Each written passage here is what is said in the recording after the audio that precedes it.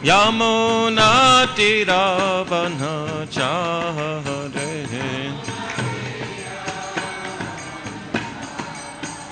Jaya Radha Madhava Kunja Bihari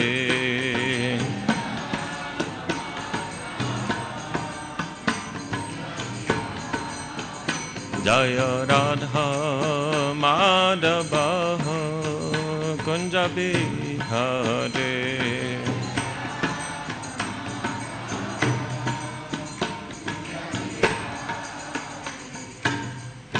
Jai Shri Shri Radha Madhava Stasya Vrinda Giriraj Govardhan Ki Jai Shri Shri Panchatattva Ki Jai Shri Gauranga Mahaprabhu Ki Jai Shri Shri Prahlad Nrsimha Dev Ki Jai Jai Vishnupad Paramahamsa Parivrajagacharya Statrasata Shri Shri Mantridainga Swami Avayachara Naravinda Bhaktivedanta Swami Srila Prabhupada Ki Jai Samaveta Bhakta Vrinda Ki Jai Grantaraj Srimad Bhagavatam Ki Jai All glories to the assembled devotees, all glories to Shri Guru and Shri Gauranga.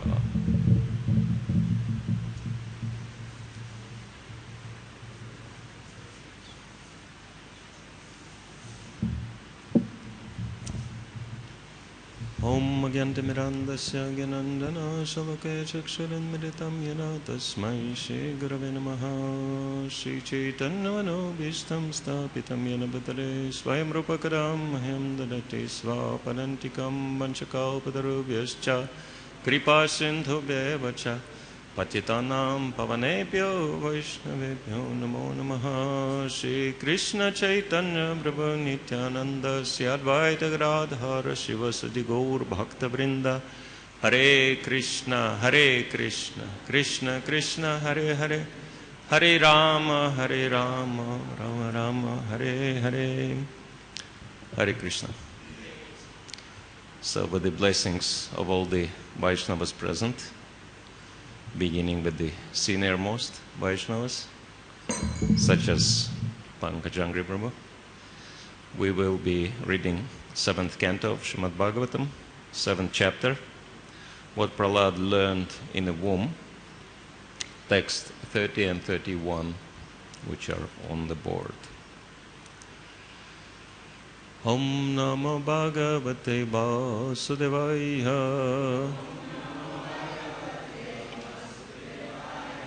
Om Namo Bhagavate Vasudevaya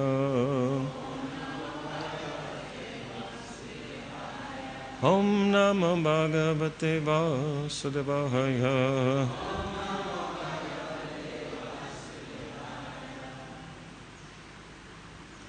Guru Shushushaya Bhaktya Guru Shushushaya Bhaktya Sarvalabdharpanena cha Sarvalabdharpanena cha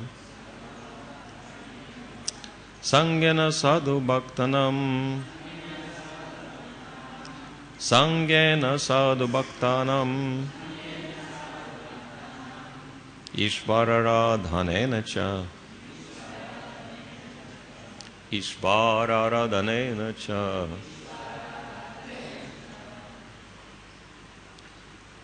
Oh, we have only 31. Okay. You've done pretty good without the text. Shadayatat katayam cha. Shadhayatat kathayam cha. Kirtanairguna karmanam. Kirtanairguna karmanam. Tatpadam buruhadanyat Tatpadam buruhadanyat Tallingeksha Rahanadibhi Tallingeksha Rahanadibhi. Anyone? Shadayatat kathayam cha Hitanaya guna karmana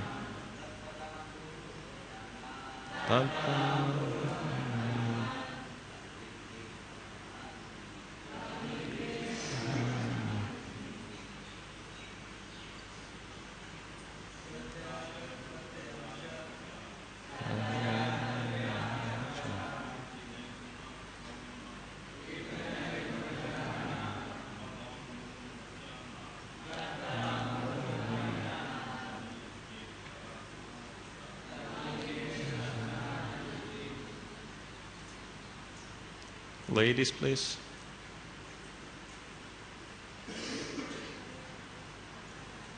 Sadayatayamcha hitana guna karmanam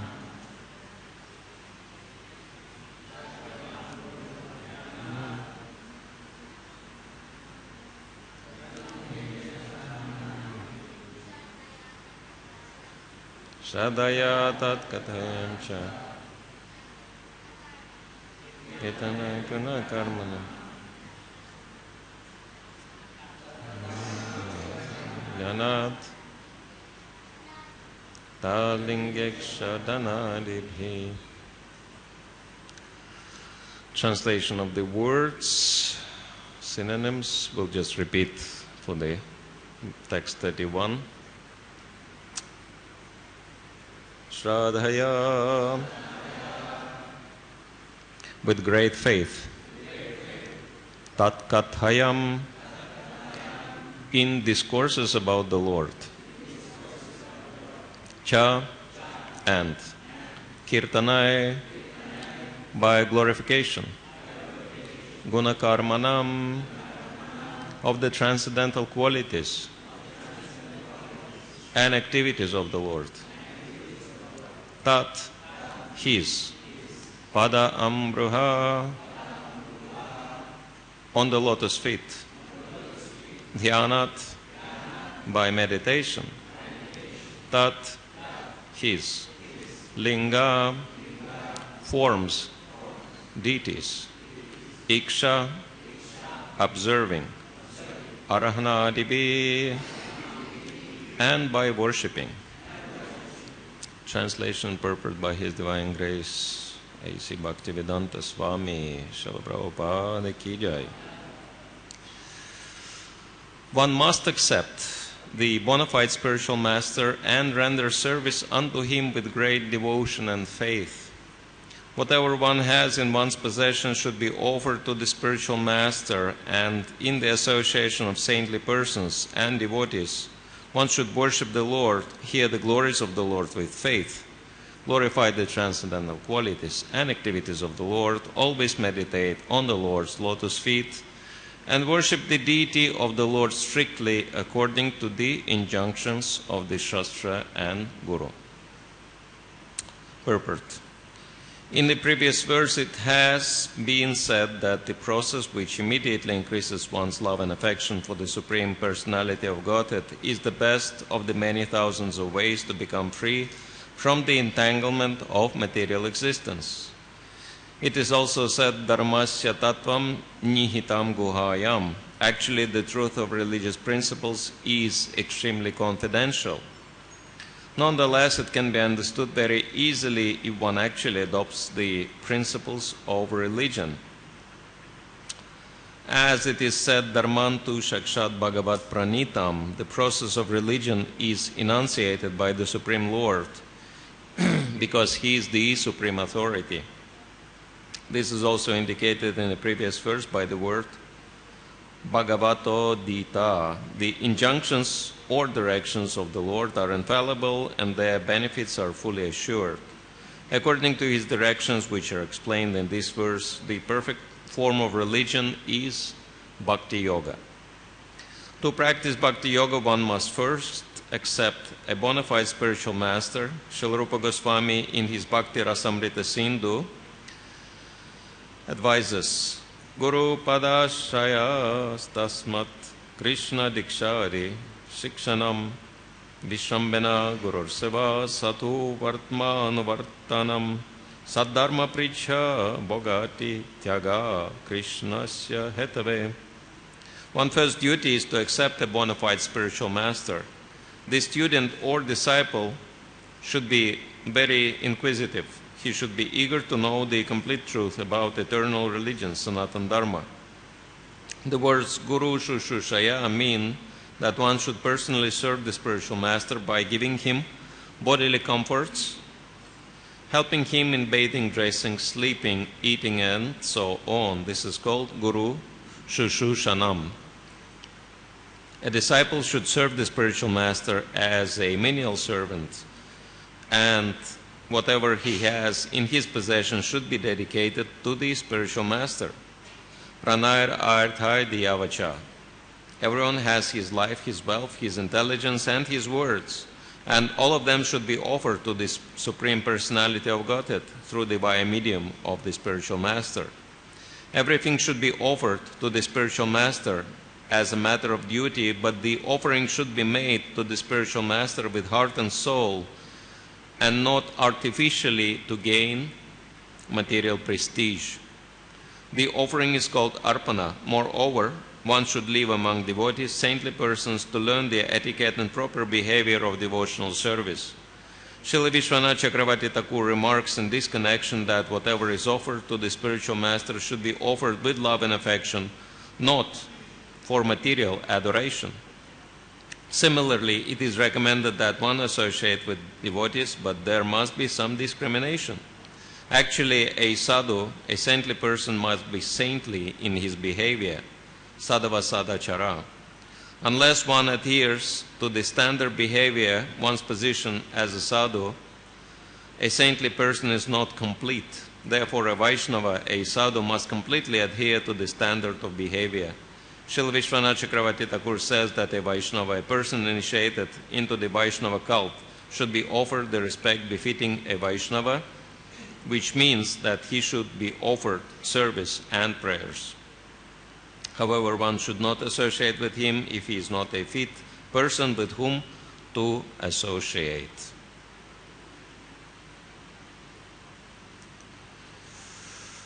Guru Shushushaya Bhaktya Sarvalabdharpanena Cha Sangena Sadhu Bhaktanam Ishvararadhanena Cha Shradaya Tat Kathayam Cha Kirtana Guna Karmanam Tat Padam Buruhadhyanat Tat Lingekshardhanadibi. One must accept the bona fide spiritual master and render service unto him with great devotion and faith.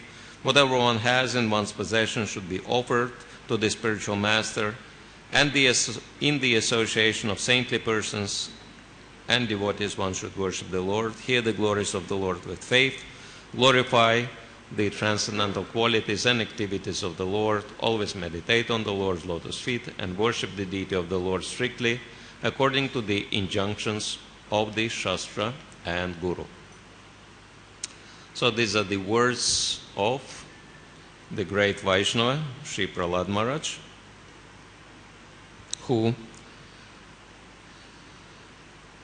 is instructing his demoniac schoolmates. And these instructions are very relevant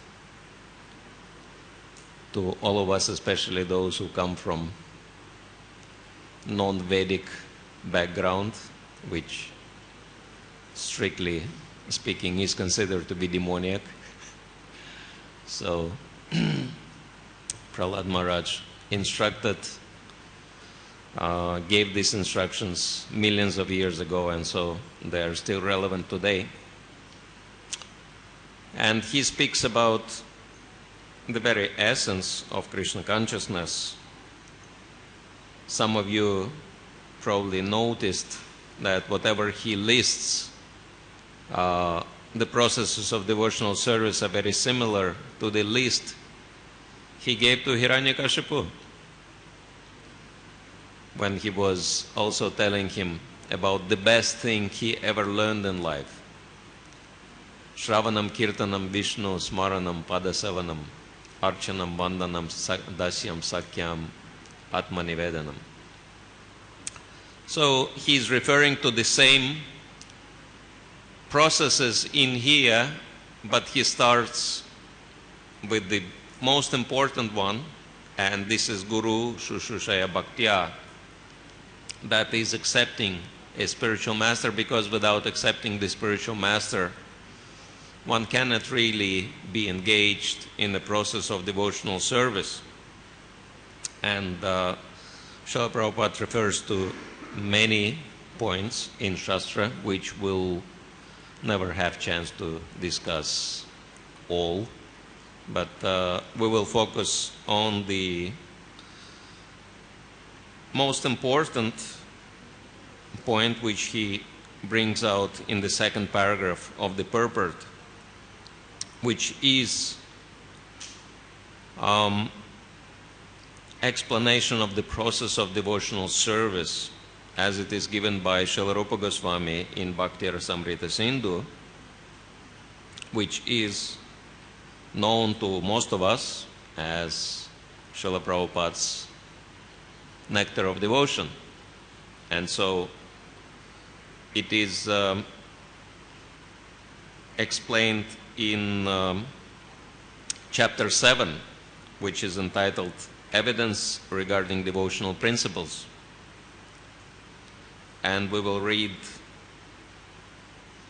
few points, especially the ones which are connected to the acceptance of the spiritual master, because this is how everything starts.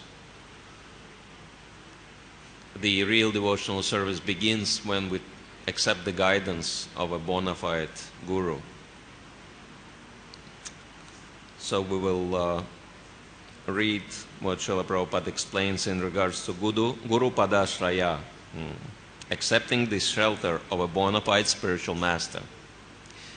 In the 11th canto of Srimad Bhagavatam, 3rd chapter, verse 21, Prabhupada tells Maharaj Nimi, "My dear king, please know for certain that in the material world there is no happiness. It is simply a mistake to think that there is happiness here, because this place is full of nothing but miserable conditions. Any person who is seriously desirous of achieving real happiness must seek out a bona fide spiritual master and take shelter of him by initiation. The qualification of a spiritual master is that he must have realized the conclusion of the scriptures by deliberation and arguments, and thus be able to convince others of these conclusions. Such great personalities who have taken shelter of the Supreme Godhead, leaving aside all material considerations, are to be understood as bona fide spiritual masters. Everyone should try to find such a bona fide spiritual master in order to fulfill his mission of life, which is to transfer himself to the plane of spiritual bliss. The purport is that one should not accept as a spiritual master someone who is a full number one who has no direction according to the scriptural injunctions, whose character is doubtful, who does not follow the principles of devotional service, one who has not conquered the influence of the 6 sense gratifying agents. The 6 agents of sense gratification are the tongue, the belly, the genitals, the belly, anger, the mind, and words. Anyone who has practiced controlling these 6 is permitted to make disciples all over the world. So, some of you would recognize the very first verse of Upadeshamrita, which Srila Prabhupada refers to in here. Vacho vegam, manasa kroda vegam, jiva vegam, udara upasta vegam, etan vegandyo vishaheta thiram, sarvam apimam pritivim sa shishyat. So one who has conquered the 6 urges listed here can make disciples all over the world. To accept such a spiritual master is the crucial point for advancement in spiritual life. One who is fortunate enough to come under the shelter of a bona fide spiritual master is sure to traverse the path of spiritual salvation without any doubt. So this is very important. The very first point from which it is possible to accept a spiritual master, and it's quite important that accepting spiritual master doesn't mean external formality. There is so much argument about the external formality, which is the process of diksha in our movement also. But actually, Srila Prabhupada said that initiation is just a formality. It doesn't mean it's not important, but we can understand that the most important as Prabhupada said, is to accept a spiritual master within the heart. Because otherwise, there have been also cases of accepting spiritual master for prestige, for adoration and fame. And if you've noticed, if you listened carefully, Srila Prabhupada actually mentioned twice in the same purport we read today about this point. He says,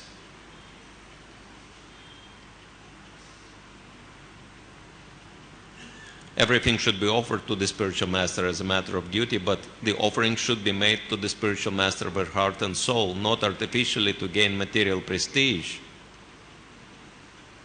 And then again he brings out the same point. He says, offering to the spiritual master should be offered with love and affection, not for material adoration. Right? And it's quite interesting. We may wonder why Srila Prabhupada stresses this point so much, 2 times in the same purport. But actually, Srila Prabhupada had, of course he is referring to the previous acharyas in here, such as Vishwanath Chakravarti Thakur, but he had his own first-hand experience, how people come to him for their own profit, adoration and distinction.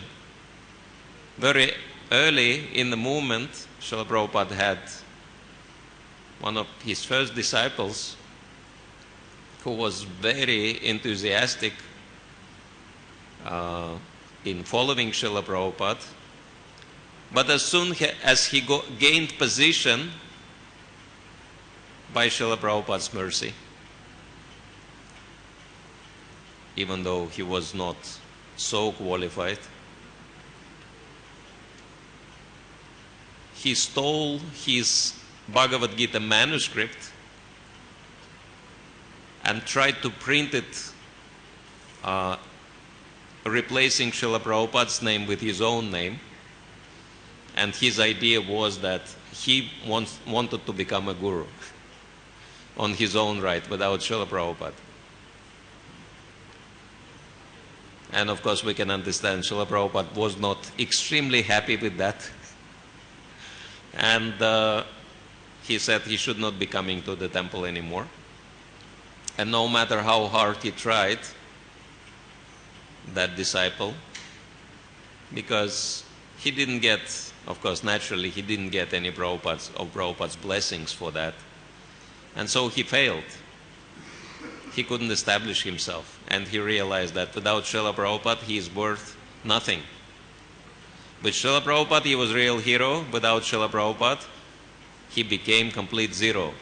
And so after he realized that, he went back to Srila Prabhupada, and amazingly enough, not only Srila Prabhupada forgiven him, but again he gave him very high position in devotional service, which is a very important lesson for all of us, because Srila Prabhupada gave us not only the philosophy, not only the teachings, but the most valuable legacy he left behind is his own example. Anyone can learn the philosophy and just repeat it, but not many people can live according to these exalted principles. And the most amazing quality of Srila Prabhupada was his forbearance and extreme patience. And he was tolerating unlimited abuse from his own early disciples. Of course,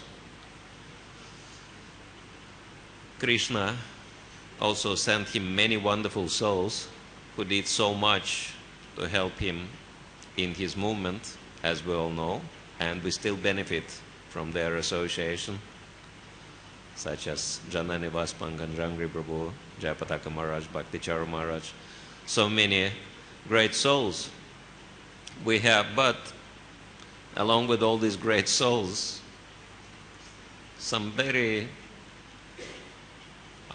unbelievable characters also came to Srila Prabhupada, and he had to tolerate so much.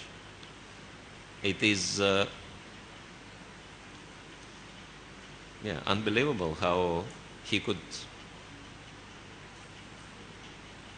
tolerate all this, but nevertheless he did, and apparently without even much of the complaint from his side, because this is what Krishna consciousness.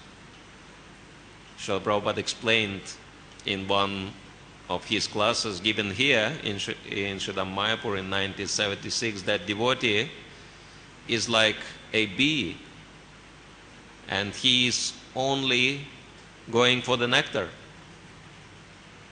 So he is seeing only positive in people. And materialistic people are like flies, they only go to sores. Materialists are only see the faults. And so the higher the level of the Vaishnava is, the more he is positive about people. And we can see the example of Prahlad Maharaj. He is so positive. He is seeing no one as being bad or enemy, because he is seeing Krishna behind everything. And so even his own father, who is trying to heal him, he is not perceiving him as being enemy. But nevertheless, it is very important that if we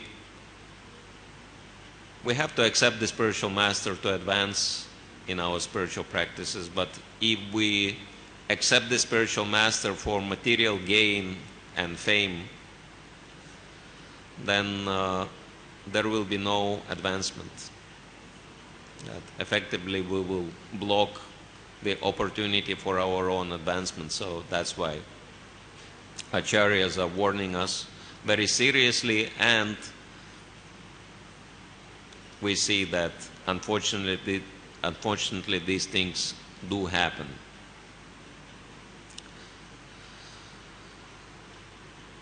Luckily,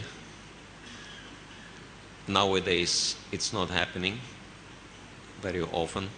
You can hardly see these things for a very simple reason, because the devotees who kept practicing Krishna consciousness and never left,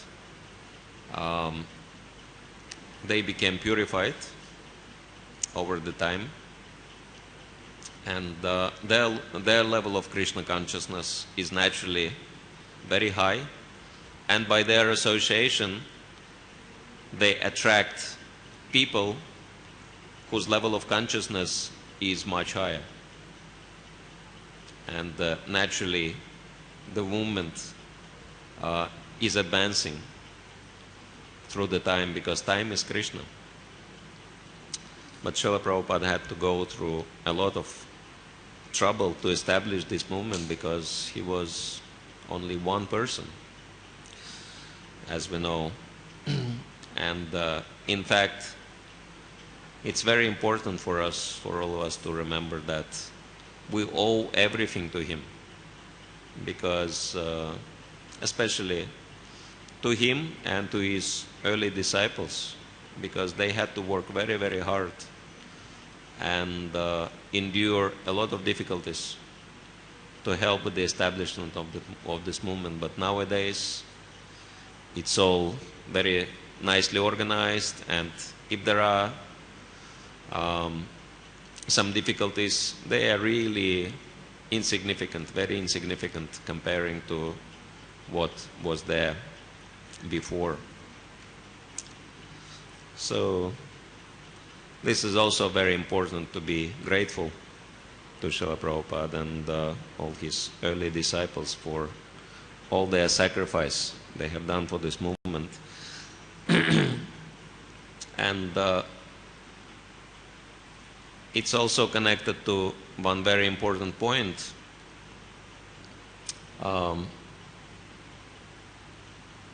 which is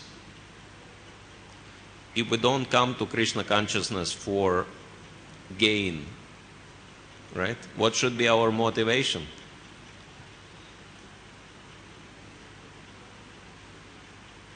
And the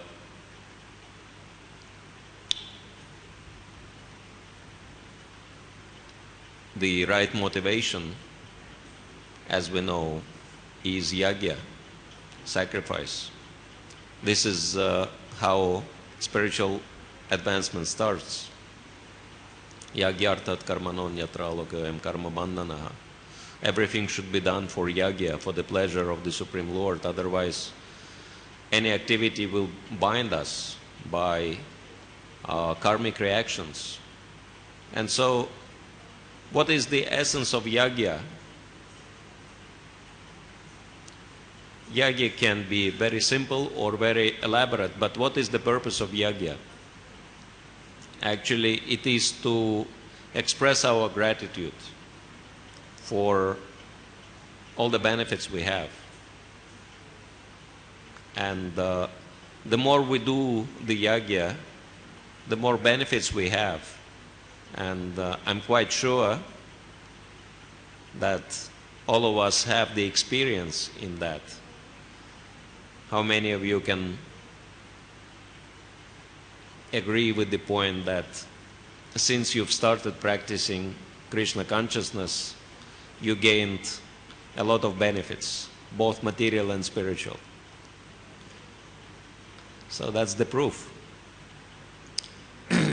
that we can see that whatever Prabhupada explains in the books is happening in not only in our lives, but in the lives of so many other devotees. And Krishna consciousness means, instead of trying to gain something for our sense gratification, is to do something to give something back, to express our gratitude for all the mercy we've got from Krishna, Guru, and Vaishnavas. And that's the right motive, that's the right attitude. This should be our mentality when we chant Hare Krishna mantra, to express our gratitude. And how do we express our gratitude? Not just verbally.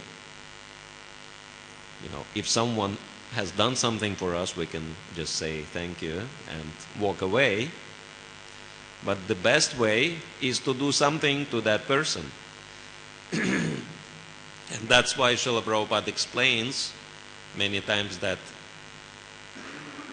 what is the meaning of chanting Hare Krishna mantra? That is the request to be engaged in devotional service, because devotional service is the way to express our gratitude practically, not just verbally. And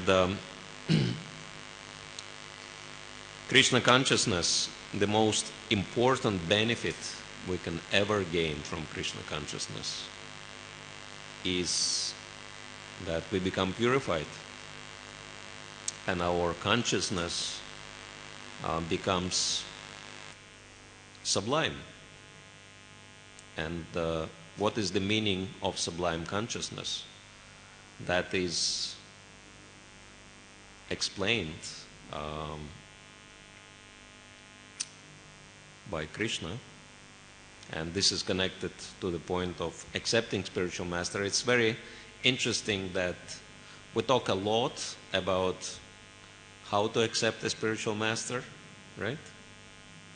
We often refer to that very famous verse, and I think this is the kind of verse which is learned by even very young devotees. I think this is the part of Bhakti program. Tadvidhi pranipatana pariprashnana sevaya upadekshyanti te gyanam gyanina statva darshanaha. Just try to learn the truth by approaching a spiritual master.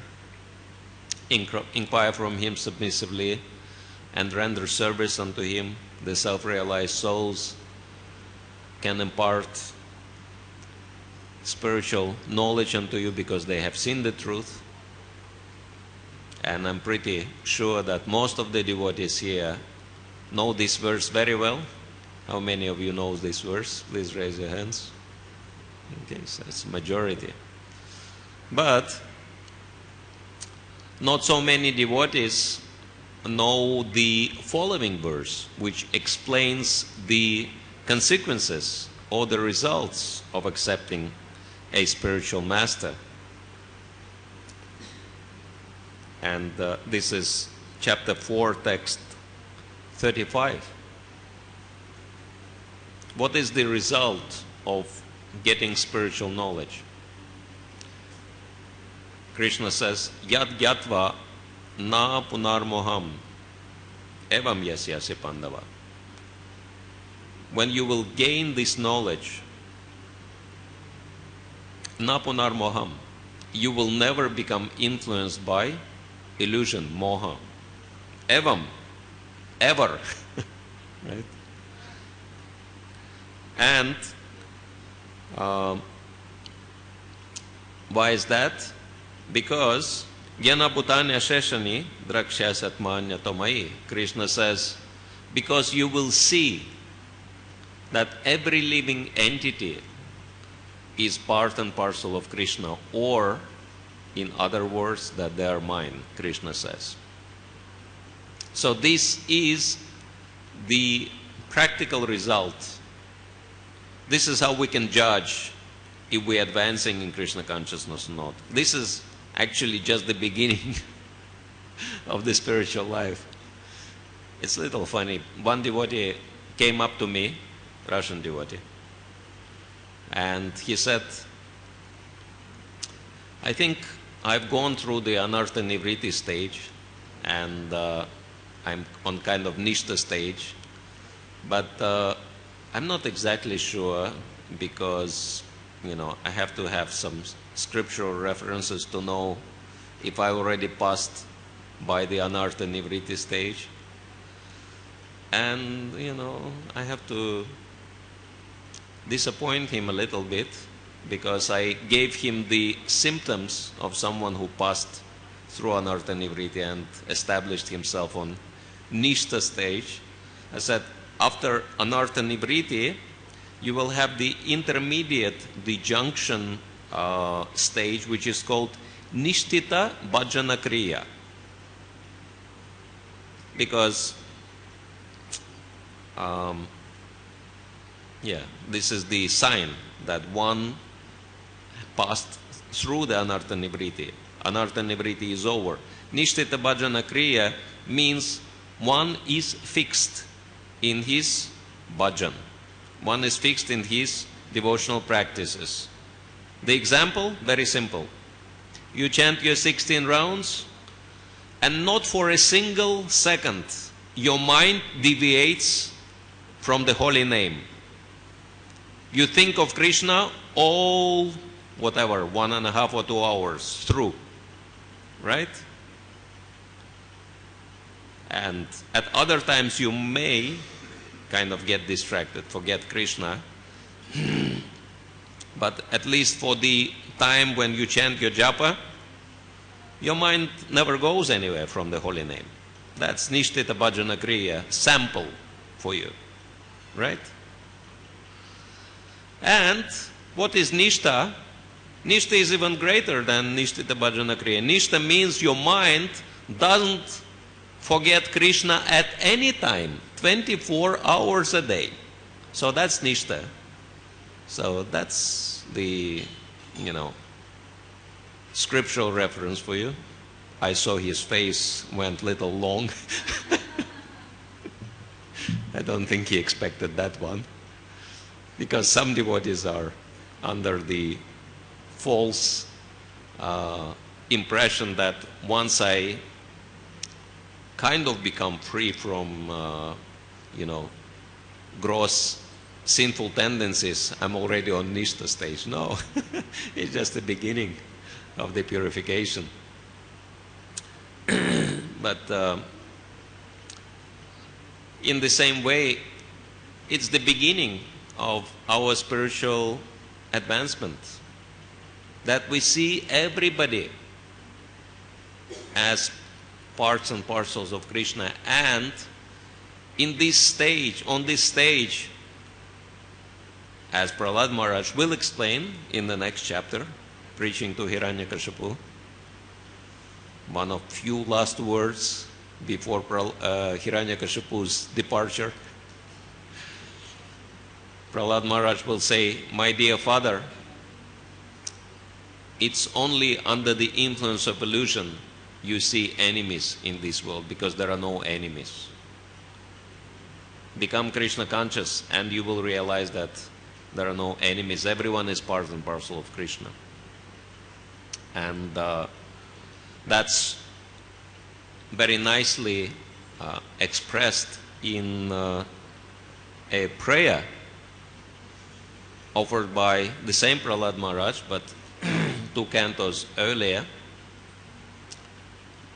He says in Canto 5, I think this is the chapter where the residents of Jambudvipa offering prayers, if someone remembers the reference. Swasyasti Vishvasa Kala Prasidatam Dayanti Bhutani Shivamithodiyam Manascha Badram Bhajatat Adhokshaje Aveshyatam Namatira Pyahaituki. So Prahlad Maharaj says, Swasyasti, Swasyasti, what's that? Swastyasti Vishvasa Kala Prasidatam, that Swasti Astu, let there be blessings, or let everyone get benefit. Vishvasa, the entire universe. And Kala Prasidatam, let all the envious people, Prasidatam, become pacified. Let them all get prasadam. Give them prasadam, they will become pacified. Prasida, prasada, same thing. Dayantu Bhutani Shivamithodiyam. Because at a certain stage, Dayantu Bhutani Shivamithodiyam, they will think about each other's benefit. Normally, on a material level, everyone thinks of oneself. But when one attains that spiritual level, one is ready to sacrifice his own comforts and benefits for the sake of others. And what is that level? Manascha Badram Bhajata Dodakshaja. That this is the level when one's mind becomes purified by Bhajatat Adokshaja, by devotional service unto the Supreme Lord Adokshaja. Aveshyatam Namatir Apyahaitukim. And he said, so let's engage. We should strive to achieve that level when everyone is engaged in that devotional service to the Supreme Lord. So this is the prayer of Prahlad Maharaj to the Supreme Lord. My dear Lord, please let everyone think of each other's benefit, and please let everyone be satisfied and happy by performing devotional service. So this is the real desire of a Vaishnava. And this is why Srila Prabhupada was so effective in presenting Krishna consciousness to the whole world. Because it didn't even matter whether people realized it or not, but in the heart of hearts, at least Paramatma was telling them that this man is your greatest well-wisher, right? That's why sometimes Prabhupada would chastise some people very heavily, get on their case, and after that they would thank Prabhupada for that. That was mind-blowing. Some things Prabhupada did, no one can do. Like I remember one interview,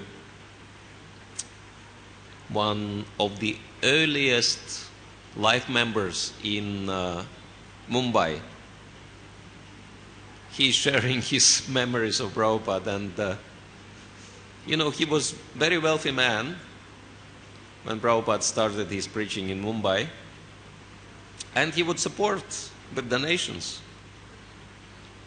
And Prabhupada, he invited Srila Prabhupada to his house, and Prabhupada spoke to him. He said, so how do you live? How do you spend your day? And he says, well, I just wake up in the morning and go through my, you know, regular duties like bathing and dressing and taking breakfast. Then I'm going to my office, and then I come back home, and then, you know, go to sleep, etc. Just regular life. And then Prabhupada asked him, and this is the man who contributes a lot of money, just imagine. He said, so how is your life is different from a hog's life? And that man says, Swamiji, I think there is not much difference. And Prabhupada says, so why don't you start chanting? Why don't you start your spiritual practices? So it's just one simple example that Srila Prabhupada would be very heavy with people, but because this heaviness never came out of malice, this heaviness never came out of, you know, negative attitude. This heaviness came from love. Even if Prabhupada would be angry with people, that anger originated from love. In the same way as a mother, say a child is on the other side of the room and he is pulling a tablecloth, and there is a hot boiling water pot standing on the table, and mother realizes that few more seconds and the child will, you know, topple that hot, you know, boiling water pot upon himself. And what the mother would do if she realizes that she doesn't have enough time to run and stop the child physically? Yes, scream very angrily, trying to scare the child away from the table, right? So externally, mother is very angry, but what's the motivation behind? It's pure love. And this is what Prabhupada said, that the best example of love in the material world is the love mother has for a child. So that's the closest to the spiritual love. And so we see so many examples, and we hear so many examples from eyewitnesses that Srila Prabhupada would be very critical or very angry at times with people, but his motivation was always love and compassion. And that's why he was so effective, because not only he had spiritual knowledge, but he had a qualification he mentions in this verse, in the purport to this verse, of a genuine spiritual master. Hare Krishna. Anyone has any comments, questions? Yes.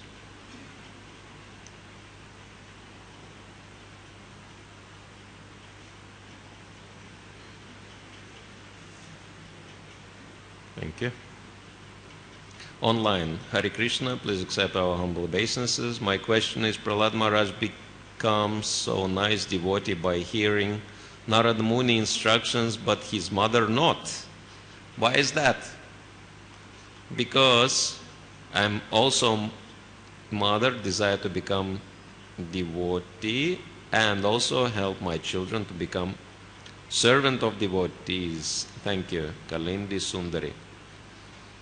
So, yes, Prahlad Maharaj became a great devotee, but we don't necessarily hear that his mother became such a great devotee as well, and we cannot really know exactly why this was happening, but at least according to Bhagavad Gita, we understand what is the preliminary qualification for being fully engaged in devotional service with great determination. Yasham Tantagata Papam Jananya Punya Karmanatan Dvantma Moha Nirmuktam Bhajante Mam Dridavrataha. That two things are very important, that one should Gatam Papam completely stop all sinful activities, and then Janana Punya Karmanam, that accumulate a lot of spiritual piety and become free from the duality and illusion in order to be engaged in devotional service with determination. So Prabhupada explains that there are hardly anyone who can take up to Krishna consciousness without practicing it in one's past lives, unless one gets very special mercy of a pure devotee. Apparently, in this case, Prahlad Maharaj got very special mercy of Narada Muni, because Narada Muni directed this special mercy at Prahlad, because he was very instrumental in this pastime with Nrsingadev. So somehow Prahlad became the most fortunate in that sense. But I'm quite sure that his mother got a lot of mercy also through Prahlad Maharaj. So there is no loss or diminution on this path. Nihapi Kramanashasti. So if your child becomes a devotee, you will automatically go to the spiritual world. You don't have to worry about it.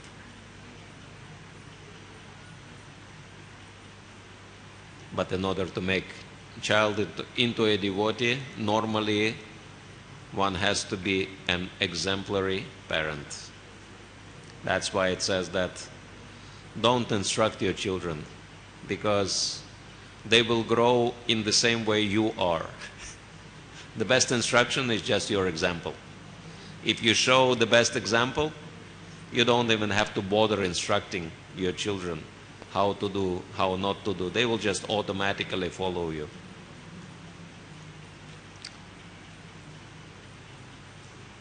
All right. Anyone else? We have time for one more question, comment, suggestion, complaint. Okay. So we'll stop here. Thank you all very much. Grantaraj Srimad Bhagavatam ki jai, Srila Prabhupada ki jai, Gaur Premanande.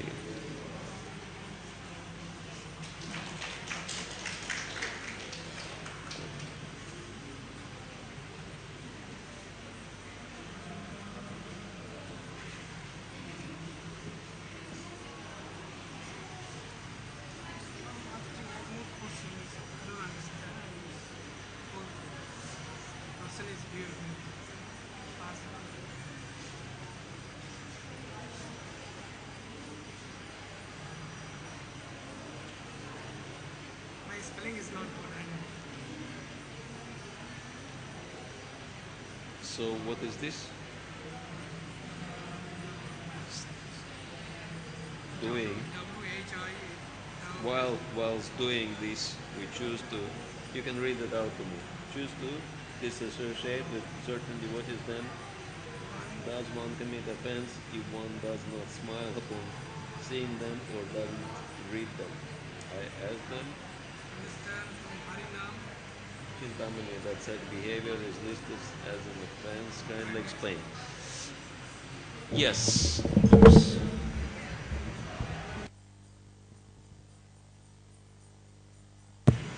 One has to be good, positive towards all the devotees, but closely associate only with nice devotees. Can I explain this online person, not mine? So Mataji so many times. So the question about association with those devotees who are not of the top character, that yeah, you have to be positive with these devotees, smile on them and associate with them as much as you can, but if they don't have good character, then your association with them should be formal, not so close. because by close association we can become affected.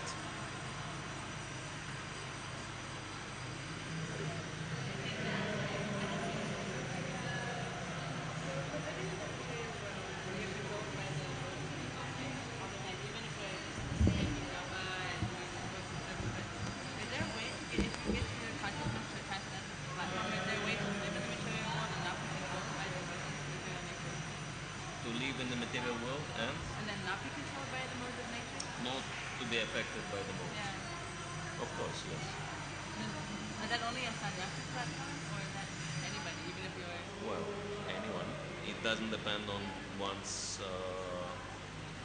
external position. It depends on one's level of consciousness. So if one is Krishna conscious, then one will become transcendental to the modes. If you get pure Krishna consciousness. If you achieve pure Krishna consciousness. That's right, yes. But it's only your spiritual master. Sorry? But it's only your spiritual master that can give you that benediction, or... Well, spiritual master gives instructions, but it's up to us how serious we are about following the instructions. Yeah, the instructions are the same. Like Prabhupada's books are giving all the instructions for us to achieve transcendental level, but it also depends on us how seriously we are applying these instructions in our lives. And then Krishna is observing how we are following it. So it's like your spiritual master will give you instruction, and then Krishna is watching to see how much you listen and follow. Yes, of course. Yes. Krishna is